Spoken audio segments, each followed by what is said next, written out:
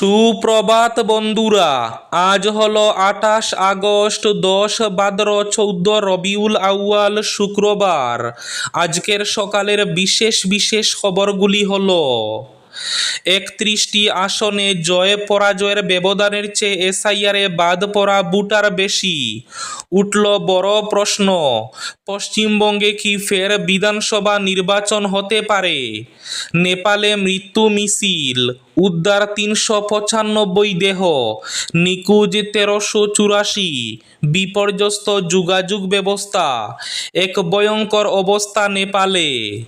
হাইলাকান্দিতে ডিডিসির সভায় চিনি পেঁয়াজের বাজার দর নিয়ন্ত্রণে রাখতে কড়া নির্দেশ। হিজাব বিতর্কে ফের উত্তেজনা কাছাড় কলেজে, মোতায়েন পুলিশ সিআরপিএফ। শিলচরে যৌতুকের দাবি নিয়ে দাপট শ্বশুরবাড়িতে, টাকা হাতিয়ে পালিয়ে যাওয়ার সময় পাকড়াও জামাতা, পাল্টা হামলায় আহত শাশুড়ি শালক। বরখলা থানার আটবল্লীতে ফিশারিতে হাত পা ধুতে গিয়ে পা পিছলে জলে ডুবে মৃত্যু হলো এক ব্যক্তির। স্বাস্থ্যের সঙ্গে আপোষ নয়, জাঙ্ক ফুডে সতর্কতামূলক লেবেল নিয়ে কেন্দ্রকে 2 সপ্তাহ সময় সুপ্রিম কোর্টের।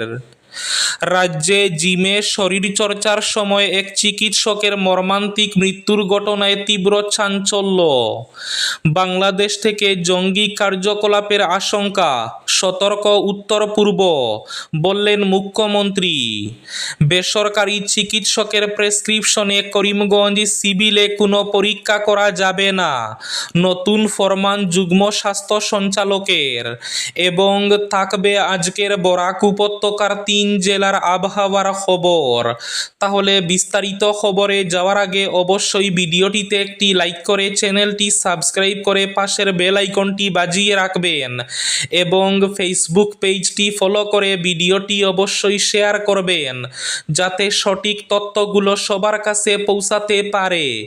এবার শুনুন আজকের খবরগুলির বিস্তারিত। প্রথম খবর, নেপালে মৃত্যু মিছিল, উদ্ধার 395 দেহ, নিখোঁজ 1384 জন, বিপর্যস্ত যোগাযোগ ব্যবস্থা, ভয়ঙ্কর অবস্থা। নেপাল চীন সীমান্তে ভয়ঙ্কর হরপা বানে মৃতের সংখ্যা 395 ছাড়িয়ে গিয়েছে। এখনও নিখোঁজ অন্তত 1384 জন। তাদের মধ্যে নেপালের অংশে নিখোঁজ 826 জন এবং চীনের তিব্বত স্বশাসিত অঞ্চলের গিয়রং কাউন্টিতে নিখোঁজ আরও 558 জন। নিখোঁজদের মধ্যে বহু বিদেশি নাগরিকও রয়েছেন। যোগাযোগ ব্যবস্থা বিপর্যস্ত এবং বহু এলাকা বিচ্ছিন্ন হয়ে পড়ায় উদ্ধার কাজে ব্যাপক সমস্যা দেখা দিয়েছে। এক ভয়ঙ্কর হাহাকার পরিস্থিতি সৃষ্টি হয়েছে নেপালে। বেসরকারি চিকিৎসকের প্রেসক্রিপশনে করিমগঞ্জ সিভিলে কোনো পরীক্ষা করা যাবে না, নতুন ফরমান যুগ্ম স্বাস্থ্য সঞ্চালকের। বেসরকারি চিকিৎসকের দেওয়া রোগীদের বিভিন্ন শারীরিক পরীক্ষার সিভিল হাসপাতালে করা যাবে না। বৃহস্পতিবার এই নির্দেশ জারি করেছেন শ্রীভূমির যুগ্ম স্বাস্থ্য সঞ্চালক। পরবর্তী নির্দেশ জারি না হওয়া পর্যন্ত এই সিদ্ধান্ত বলবৎ থাকবে। একদিকে বাজারে অগ্নিমূল্য দ্রুতগতিতে বৃদ্ধি পাচ্ছে, খাদ্য সামগ্রীর দাম, দ্রব্যমূল্য বৃদ্ধির ফলে যখন নিম্ন এবং মধ্যবিত্ত পরিবারের উপর তীব্র চাপ সৃষ্টি হয়েছে, তখন মরার উপর খাড়ার ঘা মেরেছেন সিভিল হাসপাতাল কর্তৃপক্ষ। তাদের এক সিদ্ধান্তে বেকায়দায় পড়েছেন বিভিন্ন রোগের শিকার নিম্ন এবং মধ্যবিত্ত পরিবারের মানুষ। শিলচরে যৌতুকের দাবি নিয়ে দাপট শ্বশুরবাড়িতে, টাকা হাতিয়ে পালিয়ে যাওয়ার সময় পাকড়াও জামাতা, পাল্টা হামলায় আহত শাশুড়ি শালক। যৌতুকের দাবি আদায়ে রীতিমতো দাপট দেখিয়ে চলছিল জামাই। এতেই শেষ নয়, বুধবার শ্বশুরবাড়িতে প্রবেশ করে বিছানার নিচ থেকে নগদ 3000 টাকা হাতিয়ে নেয় জামাই। সে সময় শাশুড়ি তাকে পাকড়াও করলে পাল্টা শাশুড়িকে বেধড়ক মারপিট করে মারাত্মকভাবে জখম করে। মায়ের আর্তচিৎকার শুনে ছুটে এলে ছেলে মুন্না গোয়ালাকেও ব্লেড দিয়ে হাতে মারাত্মকভাবে জখম করে পালিয়ে যায়। শেষ পর্যন্ত শাশুড়ি জামাইয়ের বিরুদ্ধে মামলা করলেন থানায়। জামাইয়ের নাম মদন গোয়ালা, বাড়ি শিলচর শহরের নিকটবর্তী অম্বিকাপুর পঞ্চম খণ্ডের বুদুরাইলে। 31টি আসনে জয় পরাজয়ের ব্যবধানের চেয়ে এসআইআরে বাদ পড়া ভোটার বেশি, উঠল বড় প্রশ্ন। পশ্চিমবঙ্গে কি ফের বিধানসভা নির্বাচন হতে পারে? জয়ের ব্যবধানের থেকে বাদ যাওয়া ভোটার সংখ্যা বেশি। পশ্চিমবঙ্গ বিধানসভা নির্বাচনে পালাবদলের পর কেটে গেছে 3 মাসের বেশি সময়। সরকার করেছে বিজেপি। ভোটের আগে বিশেষ নিবিড় ভোটার তালিকা সংশোধন, অর্থাৎ এসআইআর প্রক্রিয়ায় বিপুল সংখ্যক বৈধ ভোটারের নাম বাদ যাওয়া নির্বাচনে বড় ফ্যাক্টর হয়েছিল। ফলাফল প্রকাশ পেতেই দেখা যায় অন্তত 31টি বিধানসভা কেন্দ্রে জয়ী বিজেপি প্রার্থীদের জয়ের ব্যবধানের তুলনায় ভোটার তালিকা থেকে বাদ যাওয়া ভোটারের সংখ্যা অনেক বেশি। এরপরই সুপ্রিম কোর্টের দ্বারস্থ হয়ে তৃণমূল কংগ্রেস। পরিসংখ্যানের ফারাকের কারণে আদালত কি সরাসরি বাংলায় ফের বিধানসভা নির্বাচনের নির্দেশ দিতে পারে? এখন সেই প্রশ্নই ঘোরাফেরা করছে রাজনৈতিক থেকে আইনি মহলে। স্বাস্থ্যের সঙ্গে আপোষ নয়, জাঙ্ক ফুডে সতর্কতামূলক লেবেল নিয়ে কেন্দ্রকে 2 সপ্তাহ সময় সুপ্রিম কোর্টের। প্যাকেটজাত খাবারের সামনের দিকে সতর্কতামূলক লেবেল লাগানো নিয়ে কেন্দ্রকে কড়া বার্তা দিল সুপ্রিম কোর্ট। বেশি চিনি, নুন এবং ক্ষতিকর চর্বিযুক্ত খাবারের ক্ষেত্রে স্পষ্ট সতর্কবার্তা দেওয়া নিয়ে সিদ্ধান্ত নিতে কেন্দ্রকে 2 সপ্তাহ সময় দিয়েছে শীর্ষ আদালত। আদালতের স্পষ্ট বক্তব্য, জনস্বাস্থ্যের সঙ্গে কোনোভাবে আপোষ করা যায় না। হাইলাকান্দিতে ডিডিসির সভায় চিনি পেঁয়াজের বাজার দর নিয়ন্ত্রণে রাখতে কড়া নির্দেশ। হাইলাকান্দির জেলা কমিশনার জয় বিকাশের সভাপতিত্বে ডিসি কনফারেন্স হলে এক গুরুত্বপূর্ণ জেলা উন্নয়ন কমিটির বৈঠক অনুষ্ঠিত হয়। বৈঠকে জেলার চলমান ফ্ল্যাগশিপ প্রকল্প, পরিকাঠামো উন্নয়ন এবং অপরিহার্য নাগরিক পরিষেবা সংক্রান্ত বিভিন্ন বিষয়ে বিস্তারিত পর্যালোচনা করা হয়। এই পর্যালোচনা বৈঠকে জেলা উন্নয়ন কমিশনার নরসিং বে, সহকারী কমিশনার বৃন্দ এবং সমস্ত লাইন ডিপার্টমেন্টের প্রধান কর্মকর্তারা উপস্থিত ছিলেন।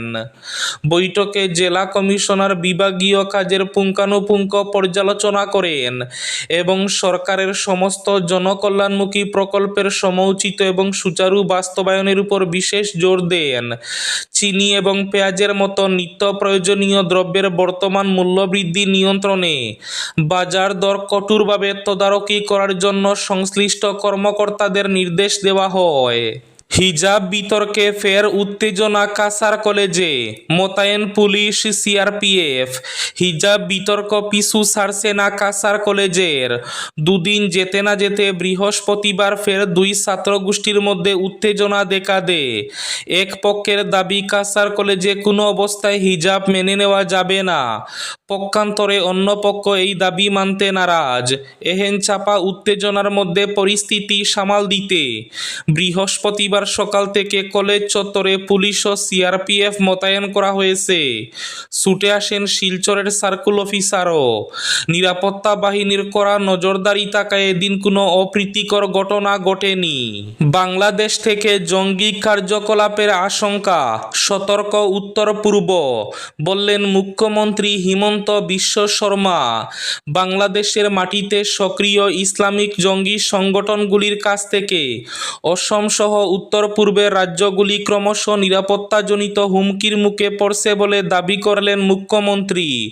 তার বক্তব্য, সম্ভাব্য বিপদ সম্পর্কে রাজ্য সরকার এবং নিরাপত্তা সংস্থাগুলি সম্পূর্ণ সচেতন।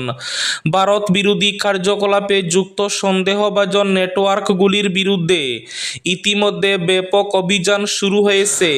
বরহলা থানার 8 বল্লিক পাতিতলে জলে ডুবে মৃত্যু হল এক ব্যক্তির। মৃত ব্যক্তির নাম অজিত মুরা। ঘটনাটি ঘটেছে বৃহস্পতিবার বিকেল 3টা নাগাদ। জানা গেছে, অজিত মুরা একই গ্রামের কুঞ্জস্বর সিনহার ক্ষেতের কাজ সেরে পাশের বাড়ির একটি ফিশারিতে হাত পা ধুতে গিয়ে পা পিছলে জলে ডুবে যান। স্থানীয়রা সঙ্গে সঙ্গে ফিশারির গভীর জল থেকে তাকে মৃত অবস্থায় উদ্ধার করেন। পরে 8 বল্লিক কৃষ্ণনগর গ্রামরক্ষী বাহিনীর সম্পাদক সুমন দাস বরহলা থানার খবর পাঠালে দলবল নিয়ে ঘটনাস্থলে ছুটে যান থানার এসআই আব্দুল হক লস্কর। পুলিশ অজিতের মৃতদেহ উদ্ধার করে ময়নাতদন্তের জন্য শিলচর মেডিকেল কলেজের মর্গে পাঠায়। আজকের বরাক উপত্যকার 3 জেলার আবহাওয়ার খবর। আজ বরাক উপত্যকার 3 জেলার আকাশ মেঘলার পাশাপাশি বৃষ্টির পূর্বাভাস। শিলচর কাছাড়ে আজ সর্বোচ্চ তাপমাত্রা থাকবে 34 ডিগ্রি সেলসিয়াস এবং সর্বনিম্ন তাপমাত্রা থাকবে 26 ডিগ্রি সেলসিয়াস।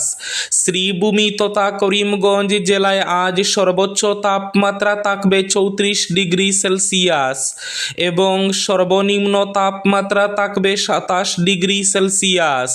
হাইলাকান্দি জেলায় আজ সর্বোচ্চ তাপমাত্রা থাকবে 34 ডিগ্রি সেলসিয়াস এবং সর্বনিম্ন তাপমাত্রা থাকবে 26 ডিগ্রি সেলসিয়াস। এবার শেষ খবরটি।